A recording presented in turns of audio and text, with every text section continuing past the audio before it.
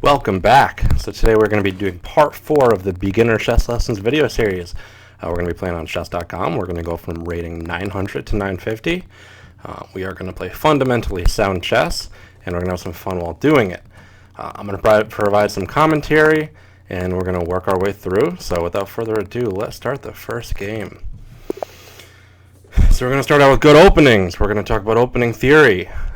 We are going to attack the center. We're going to look to develop our bishops and our knights, really all of our pieces, and we're going to prepare to castle. So first thing we notice, he plays e4, we played d5, I'm sorry, d4, d5, then he plays e4, so he's sacrificing the pawn. We're going to take it for now and carry on from there. Okay, so he plays knight c3. We're going to play, knight f6 to protect that pawn. But we're not going to fight too hard for it. If he wants to give us another pawn for it, we'll take that. We're playing 5-minute games, so the first one to run out of time on their clock, we'll lose the game. So we're going to continue developing. Going to move this pawn here to e6 and look to develop our knight next. We have a couple good options of, to develop the bishop next. We have a couple of good options of where it can go. Any of these 3 squares I have highlighted. So he puts a pin on the knight, so I can't move the knight without giving up my queen. So we're going to put that bishop there to break the pin. Another move that'll be good there would be h6 next. So attacking that bishop and trying to take it. Obviously pawns can take sideways there. So he takes, we'll take back with the bishop. And now this pawn is weak. We can take that with the either piece here. So what can we do? We want to look out. So what we could do here is take, he takes back. And our queen would be able to take, but I don't think that's what happened. I think he would castle this way, which would put the rook here, and that would be pinned. So we're going to avoid that. We're going to castle, and we're going to look for him to do exactly that. Yep, so it's going to be a little bit of a more dynamic game. When you do cross-board castling, meaning one person castles the king side, the other castles the queen side, there's usually a lot of attacking going on. So we're going to be aware of that now. He has his queen out there. So we're going to try to again finish our development, but also we're going to throw a few pawns down the board. We're going to try to dislodge this pawn structure he has here, open it up a little bit, and give us some good opportunities to attack. All right, so let's think here. Take pawn, and he could take back with the rook, attacking my queen. But if we don't take, then he can take here. So get that piece moving, and then he still would be attacking my queen. So we're going to take back and prepare for him to attack back. Okay, so a couple things could go on here. But what we should be prepared for is him to take there and have that check. So what we'll do is not put the queen there because we would lose it. Alright, so we're going to put the queen here. If he takes, we'll take back and we'll go to trade everything off. Just like that. So we don't lose the queen. But if he wants to trade queens, we can do that. We'll open up our king. But I don't think it'll be too dangerous right now. But I have a pre-move set, so I'm going to take that back. And a little strange because if he wanted to take by now, he probably would have. So queen trade may not really benefit him here. Still a lot of pieces on the board. I'm a little bit behind in development. So he's eyeing this pawn here. Do we give it to him is the question. No, because we're going to play fundamentally sound chess. We're going to develop that pawn. Going to look to get these pieces out pretty soon.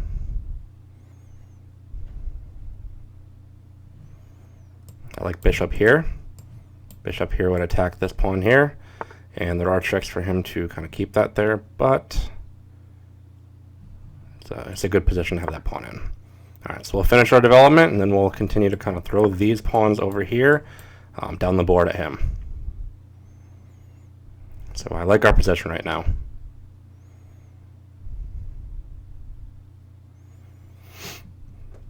This is good, solid attacking chess, but not too aggressive either. So we have to watch out. That bishop is going to act like a sniper. It's going to be staring down that square right there in h7. So we have to watch out for the king coordinating an attack with that. He can also play rook here next. So if he does, we'll probably play queen there, which will also be a check. But for now, we're going to continue to attack with our pawns.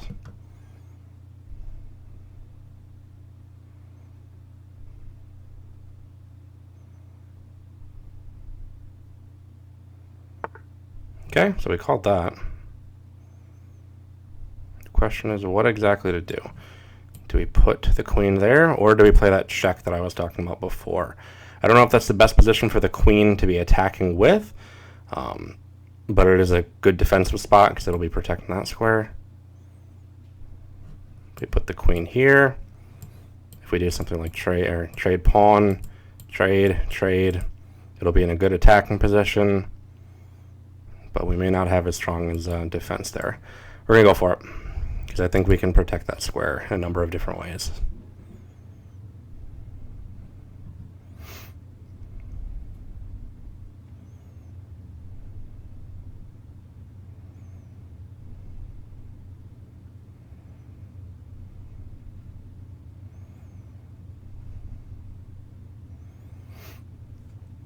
So pretty even position here. I'm up by a pawn in material, but with so many different ways that we can both attack here, I don't think that's too relevant. So he's going all out here. So what do we want to do about this? So he's attacking us with the rook. So one option is to go here. So we would trade queens if he moved that rook.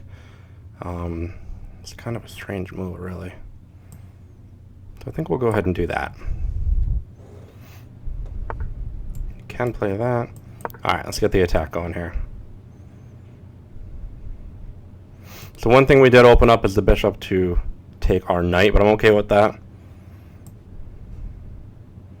He's going all out. Alright. Let's try to do some exchanges here. If he takes back with the pawn, yep, we have queen there. He's going to have to move here. We can take that rook there. And then we just have to weather his storm attacking over here. But that shouldn't be too bad. Let's make sure we're not missing anything, but this looks good for us. Okay. So he's got to go queen there. He could resign. Giving up a rook is a big deal here, but he does have 4 pieces kind of staring down our king, so it is worth him to at least try to attack. Whether that turns into anything or not is to be seen, but okay, so we'll take there. That's a good move. Obviously we can't take back because the pawn is pinned. So he can take here. Oh, he could do that. So we want to trade queens now. We do have the option of we can take because it's no longer pinned. Is that what we want to do is the question. So let's think here. Alright, so let's get this knight in the game quickly. I don't see too much danger right away. We'll try to take that bishop, and from there we'll just try to trade everything off. Okay, take. Now we can take that back after. Oh. That works also. Okay. Alright, so now we're just up a bunch of material, and we're going to look to finish the game. Okay. Alright, so really a queen trade is what we're looking for here. So he has these 2 pawns. I don't think they're too much to look out for right now, but we'll still play with some caution here.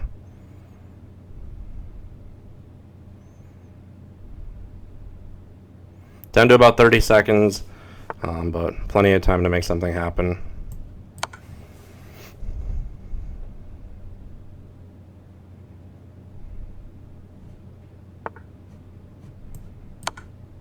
Oh, that was not the move we should have played. Let's see if he sees it.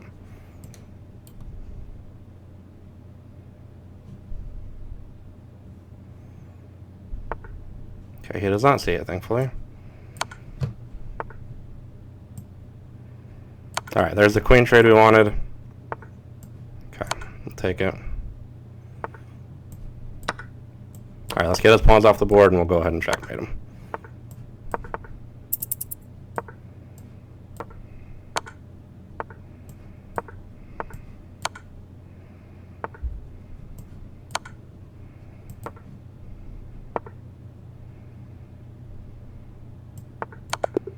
Alright, we got the checkmate there.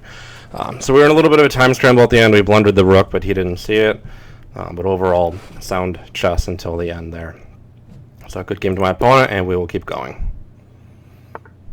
So at the end, that's what we call a time scramble, meaning It's more about getting moves off than the quality of them, but sometimes you leave it on your opponent to find your mistakes, which we did there, and he did not, thankfully, because we could have lost that very easily, but all's well that ends well. So we're going to our second game. He started off with e4. I responded with c5, bishop c4. So he's eyeing down that f7 square, which can be really weak, especially if you were to play something like queen there or queen there next move. So what I want to do is block that opportunity. So I play pawn to e6 there. He's also attacking the center a bit, and he's developing, so he can probably play something like that next move. So we'll put that bishop there. Okay, so we have the knight and the bishop on our king side developed now. That's an option for him. And let's go ahead and attack the center. We'll play d5. Look to trade pawns. He could go forward, but we'll trade if he does. That's an interesting move that I don't understand. Because now we win a piece. I'm attacking both his queen and his bishop with bishop and pawn. Well, I guess that works. We'll win a pawn, though. I think. Yeah, we will. Okay.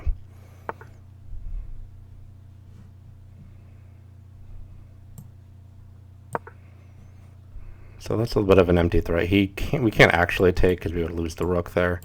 I'm trying to get him to get moving. So the bishop here is fine because I have 1, 2 protecting it.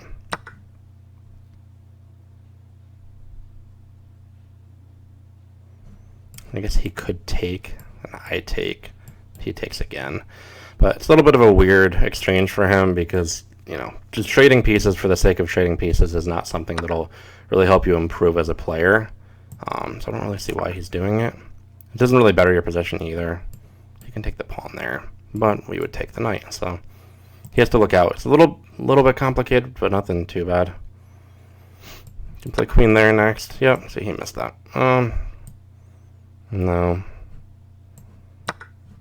He can take the rook, pawn, and then there. So it's you got to do some calculation here. It's a little tricky. Like he can't go here because then I take. Yeah.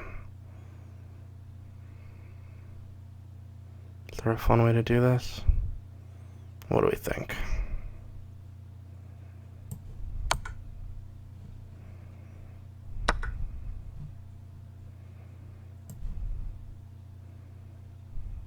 Alright, let's see if we can trap his queen here. Play knight there next. And it would 1, 2, 3. Yeah, so it's probably trapped next if he doesn't get the queen out of there very, very quickly, as in this move. So now the queen is being attacked by the rook. 1, 2, and then anywhere on here you could move, but those are all covered by my pieces. So I backed his queen into the corner, and now it's looking good. So he's up 2 points of material here, but when you get around 1200, you really start, 1200 rating, I should say, you really start to notice the difference between a position and the material. If you have a really good attack, you could be down really any point in material, and you know, if you get a checkmate, you win the game. So that stuff doesn't matter. It's just learning to kind of balance those things. Here I was recognized as his king was pretty unsafe and in the center, and his queen really being the only piece that was developed and it being attacking.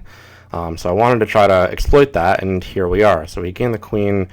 We're up by 2 pawns, but it's a fairly closed position, and the knight's not at all developed with really nowhere to go. So I think the queen will have a lot more flexibility with what she can do here. So let's just kind of work our pieces around. We're going to give our queen, our king some space to move in a moment, but I'm also going to look to eye these pawns.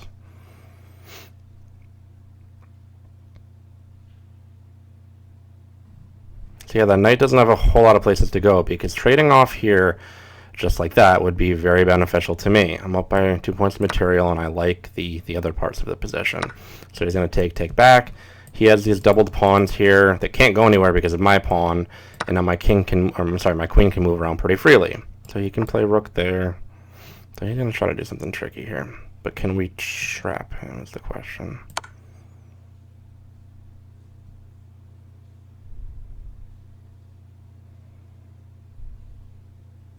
So we want to try to do a check that attacks both the king and then one of his rooks. So let's see if we can pull it off. Like somewhere like here would do it perfectly. So here or here looks safe. If we don't, what we need to expect next is rook there by him. Like I said before, we're going to give our king some space to breathe, which will also give a little bit of attacking space. So again, we expect that. We'll play something like rook there, and then our king will be able to move around safely. King up first. King up, I mean king g7. He can play something like rook there, but it doesn't do anything, unfortunately, for him. And I missed the move there. Exactly what I was saying before. Actually, no, I'm sorry. I did not. Queen here would attack that rook, but it's protected by him, so we don't want to do that. So this seems like desperation by him. He's just moving a pawn down the board. That move doesn't really do anything. Now it's just figuring out the best way to kind of come in for the attack. So I can take his pawns, but if there's a fast way to go for the checkmate, I want to do that. Is there? I don't know. That's what we're trying to figure out. I would imagine so in some fashion. So we're going to put that bishop on a safe square. So he's not going to be able to attack that without putting a rook to like here, but it would take 1, 2 moves to do so. But then obviously we can move it. Not anything to be concerned about. Okay, so these rooks are always going to be pretty safe because they're working together. And protecting each other. So I could trade my queen off for both and win here if I had an opportunity to, which I don't have yet. If I can, I will, but at the same time, I'm better here. I have that bishop also. I'm taking pawns with that move he just played there. Let's go back. With the move there, he was attacking this pawn. So I am now protecting that pawn. And what else do we have here? I mean, we can take that pawn. I don't think it was a trick by him. I think it was desperation, because I definitely don't see any tricks. Or maybe he's just too good. Alright, so his bishops are no longer connected. Can we take advantage of that? I don't think so quite yet. Alright, so now both of his rooks are attacking that pawn. I'm going to go back here. I'm going to look to take that one. Nope, so he's coming in for there. Let's see what we can do. So now I'm protecting it. If he wants to trade both rooks, we're more than happy to, as I was just outlining. And he does. I don't think... I think low-rated players often prefer the queen to the 2 rooks, and it's one of those things that you have to take it position by position, but you also look at the material that we're up here, and it's definitely better to do. I'm sorry, it's better to have the queen... to have the 2 rooks than the queen. But here we look, as soon as everything comes off, this pawn just goes right up the board. So he's not going to be able to get there before we queen, and the great thing is this bishop is protecting that diagonal anyway, although it doesn't really matter here. And we're going to go ahead and make this pawn into a queen next move, and then for a checkmate. To play it safe, we'll take the pawns off the board. Check. Can we take that one next move? We're not going to pre-move it because he can do that. But there's nothing he can do. He has no chance to win here, and he's running out of time. So good game to my opponent. But came up a little short here. Okay, so 2 games down.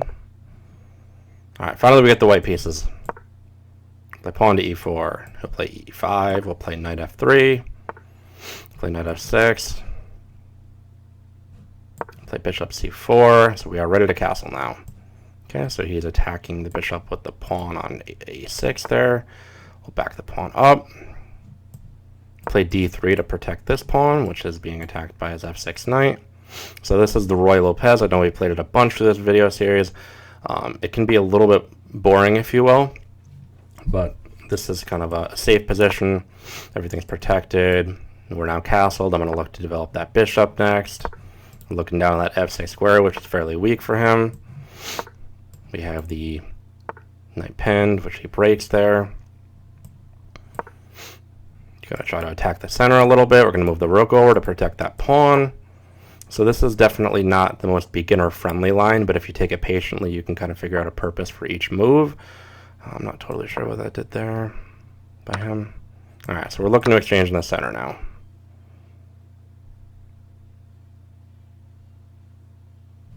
Only thing we have to develop is this knight.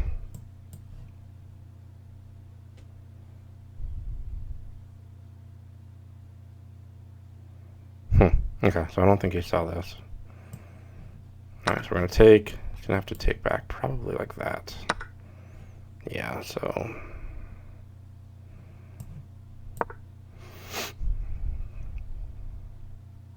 Now we have two pieces attacking the knight. We should have played knight there because now he can take. And he's attacking our queen. A little bit complicated, but let's see what he sees. He can't play pawn there. Obviously, I can take that with the bishop. He's up a pawn, which he tried to play a tactic to... No, so that was the wrong move. Okay. So now we're blocking that bishop's line of attack, but he can again play there, takes. So I would take, he would take, and I think he'd still end up a pawn at the end of that. So I'm going to see if we have any tricks to get out of it. I think queen there would probably be best next to get out of it. But he may not see that, he may not take, and then we just go ahead and take right away. So he's taking quite a bit of time, so if he saw it by now, which he does not, if he saw it, he would have made it already, that attack. Okay, so these knights are going to protect each other, 1, 2. The rook is attacking his queen there. Next move, we can take the bishop. And bishop is protected by the queen. Now this is attacking his rook there. So we got to be patient with the Ruy Lopez. It may look a little boring at first, but one false move by our opponent, or one poor move by our opponent, and our position is much better like it is here. We're up by 2 pawns. Ooh, and that's a very awkwardly placed rook now. And things seem to fall apart quickly for my opponent. All right, so how do we continue next? Our advantage is in material, but it's not really a position on the board. I don't think either of us really own the center. I guess I would argue I do because I have 1, 2, 3, 1, 2, 3, 4, all there. But at the same time, it's not kind of proven yet. So what I'm doing here, it looked like a very subtle move. But the queen here is attacking attacking his queen and the rook. I don't think he saw that. So it's really forcing a trade. So what he did is attacking with the knight, and my queen is protected by my knight there, but he didn't say it's attacking the rook, so I'm going to go ahead and take that. And he can take, I'll take back, but I'm still end up better in that exchange by a long shot. Now I'm up a rook. And the pawn, I guess. So that pawn's next, or this one. This one being protected, obviously, at the moment. But being up a full rook is a good position to be in.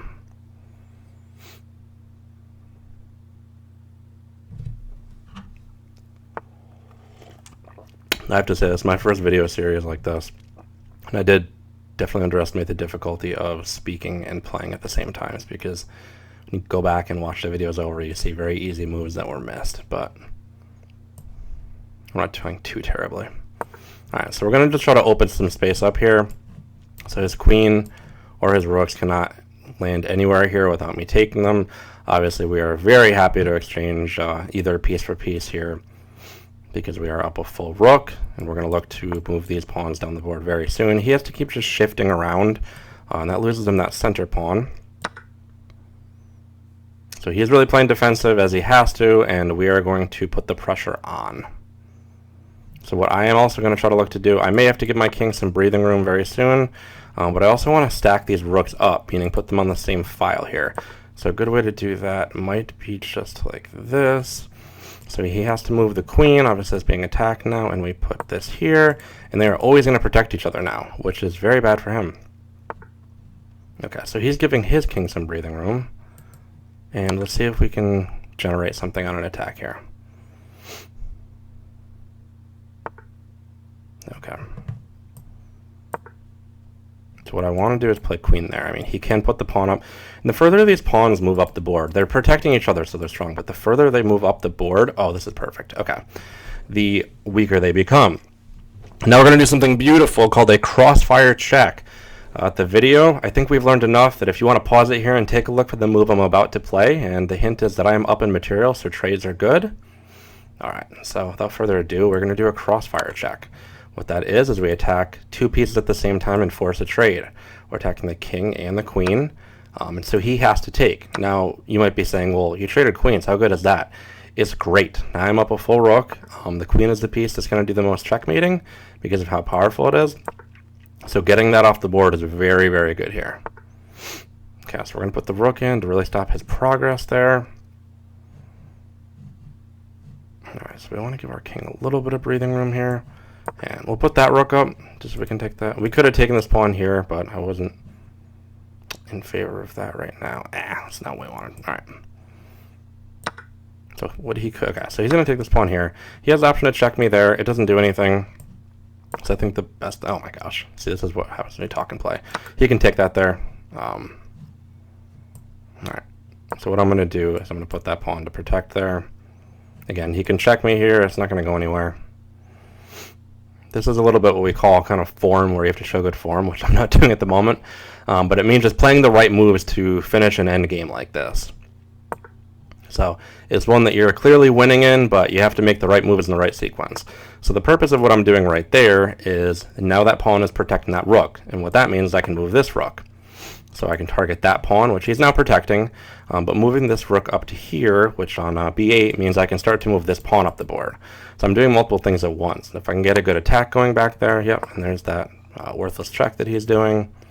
Could put the rook there and attack here, but it's not really going anywhere. So I could go here, but he'd have plenty of room to move to, so I'm going to avoid that. Those are kind of the differences as you start to improve, is you have to take the patience to see if its check leads anywhere. And what do I mean by that? Well, that move I just showed you here, if I were to play rook there, it would be check, but he can go 1,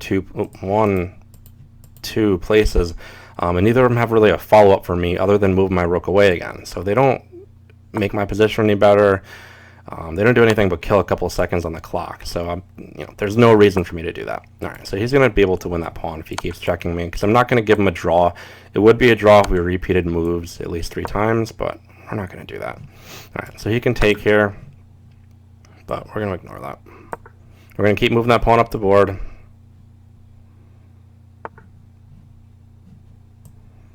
we're going to have a great trick in a moment if he doesn't go for that pawn first, which he could.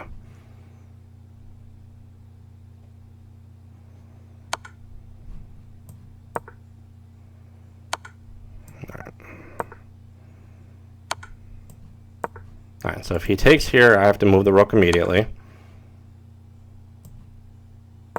Okay, I don't get that move. So he can take, and then the pawn will be protected by the king. So it would really be a trade of rooks, which I know I mentioned this a bunch, but it benefits me. Trading anything off here benefits me. Okay, so he has here to move to. That's great, but that doesn't do anything for him. Alright, so we're going to move the rook there so we can get out of the way for that pawn to turn into a queen. We have to look out for stalemate here, which means we have to make sure he has at least one square to move to.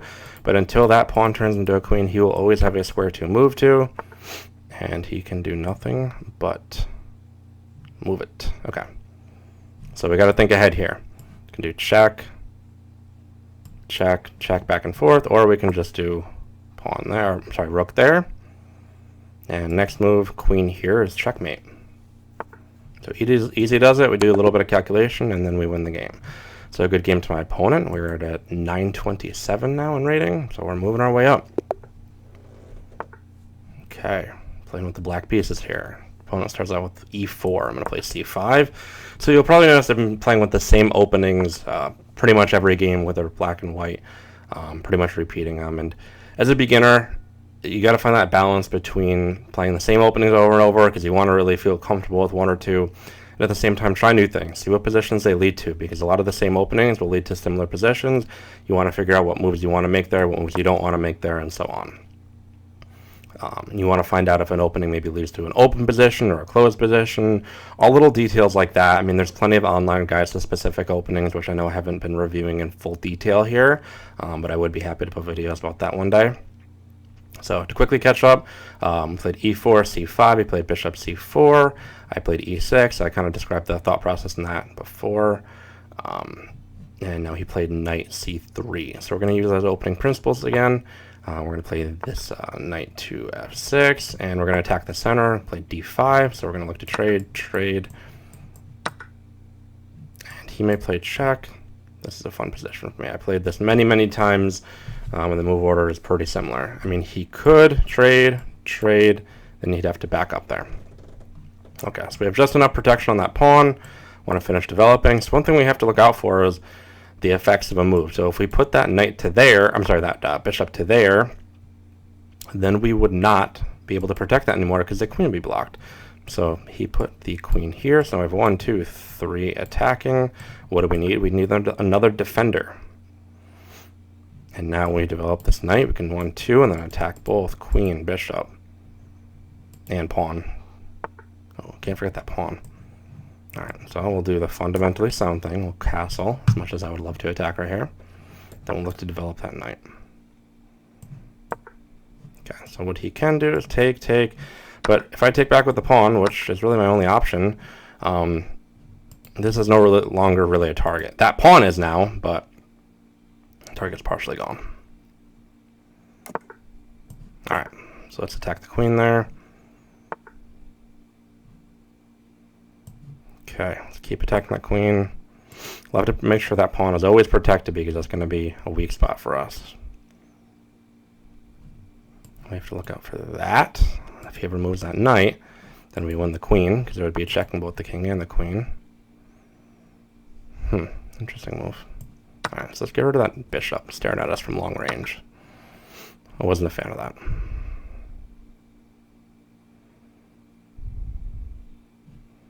And what do we want to do here?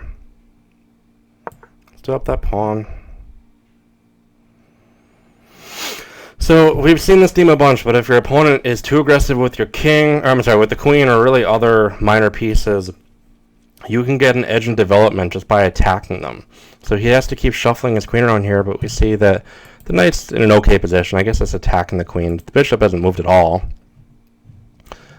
So we're definitely better there. So we have to look out. What did that move do? That move is pinning this pawn to the king. So we have to move out of the way, or else he would be able to take there, and we wouldn't be able to take back. Now he doesn't have that option. He could sacrifice the bishop, take back with the pawn, and then the queen takes, and I would play your knight there.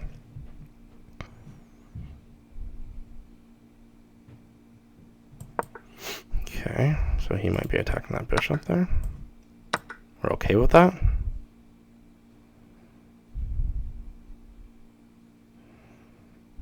That attack still doesn't work that I was outlining there.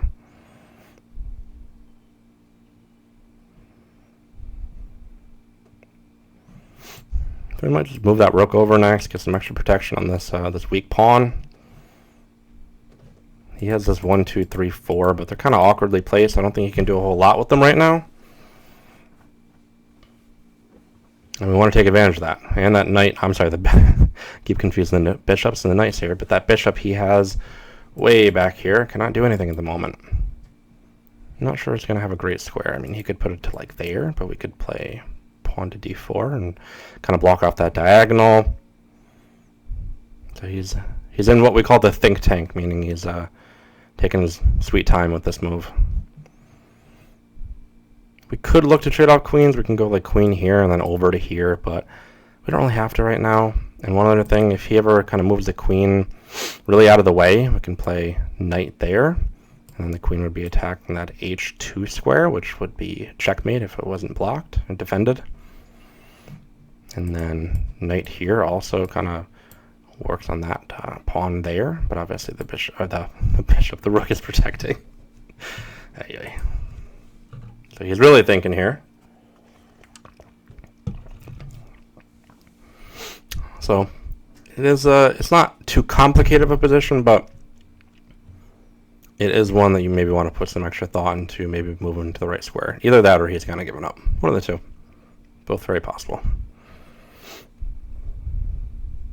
So he may or may not have disconnected. So this is great for me though, because you see that I really own the center. So see 1, 2, 3, 4 squares. I have obviously the pawn here. I have a pawn here which is attacking there. This pawn is attacking there. My queen is attacking there. The knight's also attacking there. In contrast, his rook isn't really doing a whole lot there. Neither is that one. I know I've said the bishop still on his kind of home square there. Queen is just hanging out. She's got a little hiding spot, but she's not really attacking anybody or putting any pressure on.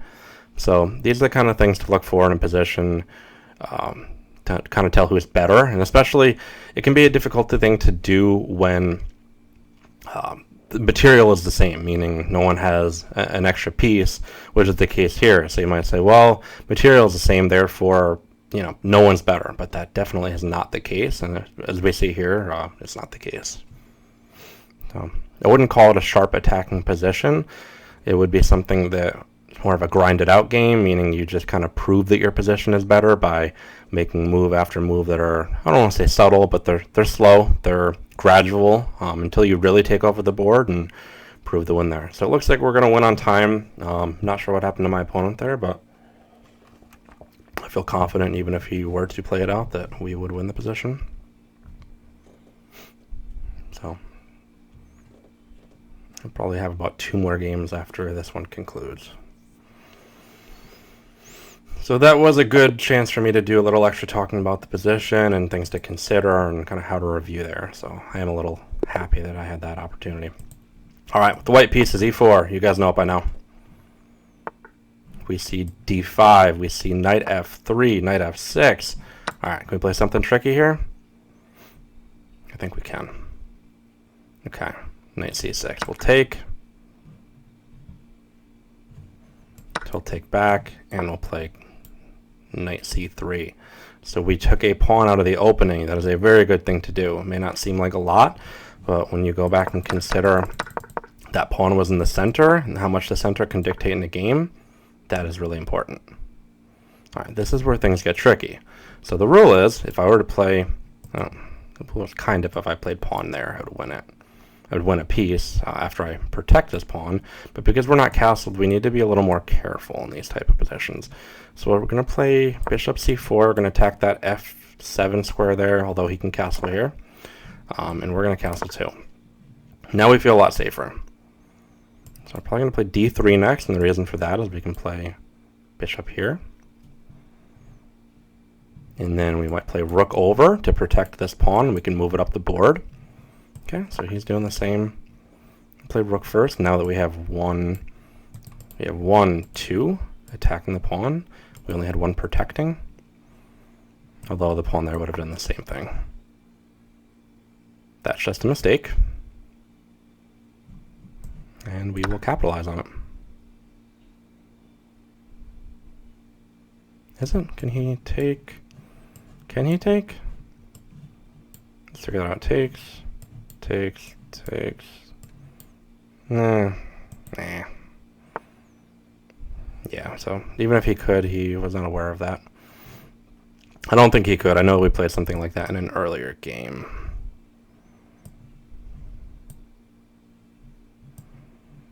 Okay, so we're going to continue with the plan we had before. If he wants to trade, we can, but we like this more because we own the file right now. Or I guess it's mutually owned right now. And we're okay to give up that pawn. Obviously, we want a piece for it, so can't be too greedy. Okay, so we're going to finish developing that bishop. And next, I think I'm going to play queen here. The reason for that is we can look for that queen trade. Even if we have to open up our king there, the fact that we're up a piece would make that a bit safer, and he might have a little bit of difficulty coordinating an attack.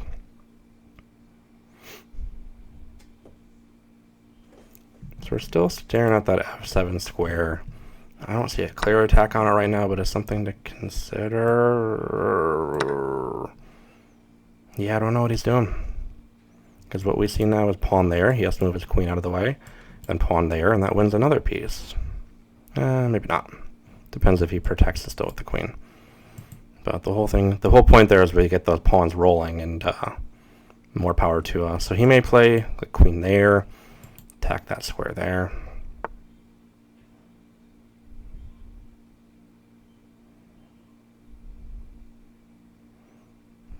can see me thinking either he's a genius or he doesn't know what he's doing. Never want to underestimate an opponent. That is how you lose. Alright, so we talk about trades when we're winning, and putting in the knight there next move would force trades. It would be attacking 1, 2, 3. And he would be forced to take it, or else we would take his queen. And if you move that knight out of the way, we could also take that pawn first with check. So check is obviously the priority move. He would have to address the check before addressing anything else. And even if we were to move our queen now, this pawn, if he were to take it, would check our king, but it is protected by the rook here. So it's a move we made early on, but we saw the weakness there, and it is protecting him. So it looks like he is also disconnecting at the moment. I would love to think the quality of our play is what is leading the opponents to leave the games here. We're going to go with that, but it is possible that they're disconnecting for another reason. I should say it's not, though. It's our play. All right, last game here. Pawn to e4 is the first move. What will we see for a follow-up from black? I know we've seen a bunch of e5 today. I don't think we've seen any c5. Play knight f3. So, again, it is a little bit repetitive. Chess can be, but the nuances or the differences that in moves that an opponent can make is really what makes it beautiful. Learning a response to every different move, learning to calculate if it's something you haven't seen before, trying something new, being creative, but also being scientific. It's an art and a science at its core, and that, in essence, is what kind of draws me to the game. You can focus on an attack, you can focus on development, you can do whatever you want, and if it wins and it works, then power to you, and if it doesn't, then, don't do it again. So, very similar to a position we saw a few games ago. We're going to develop that bishop. We're going to castle, we're going to play rook over. Going to play pawn here, we're going to play knight there. Okay, so now he's attacking that bishop by playing pawn to h6. Now he's attacking even more. So we're going to be a little hesitant to castle over here now that he has his pawns flying down the board at us.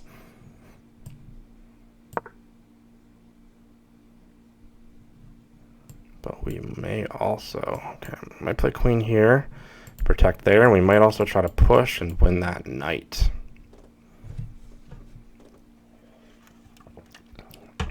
Aggression in chess is great if it works, not if it doesn't. That's what we need to remember here. All right, so we're going to stick to our development, I think. Yep. So these two pawns, again, they are further down the board. But when I look at the position here, I don't think he intended to attack with them. But that move there, what that signals to me is he may be looking to castle long. So to counteract that idea, could play pawn there to get an attack ready. So you could play here.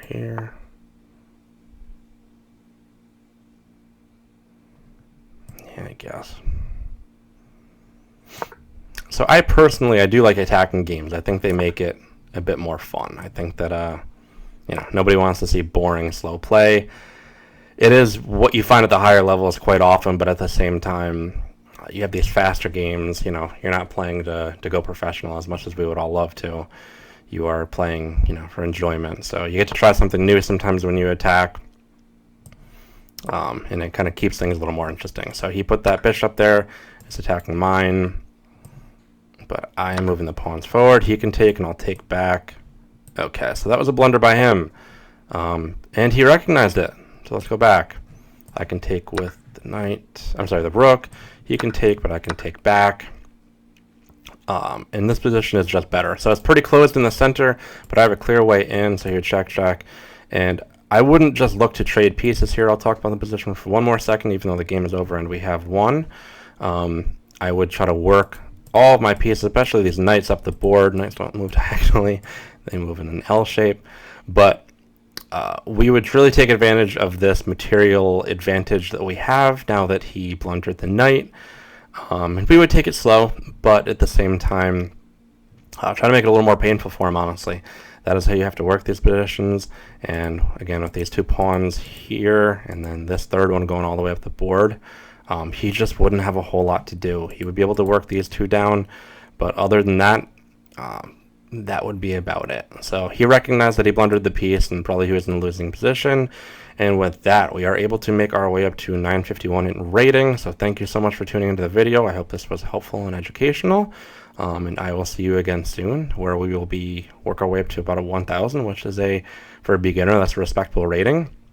So with that, I also plan to do some attacking videos, some tactics videos, things like that soon, to kind of refurbish the whole repertoire of a beginning player and kind of help you learn things that come in handy with the games.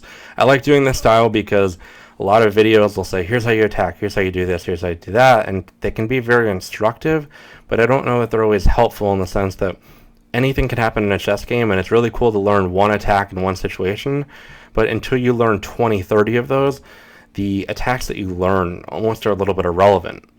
You're not going to see them repeated in games, so sometimes I find it better to kind of go through things the way we have been in this video series and take it as it comes and say, here's the lesson to take away. This is how you play chess. You play it by not random things happening, but unpredictable things. Sometimes I try to draw the moves that I anticipate my opponent making. Sometimes they do it, and I like to think they're good moves, but at the same time, sometimes they do something I'm not at all expecting, and that is what keeps the game interesting. Hopefully they do something I'm not expecting because it is not a good move and it betters my position, but at the same time sometimes they make a move I totally missed and helps them, and I have to struggle to hold on. So again, I hope this video has been educational. If you want to see more chess content like this, subscribe to the channel, like the video, leave a comment, and let me know what you'd like to see next or soon down the road, and happy to accommodate. So thank you so much for watching.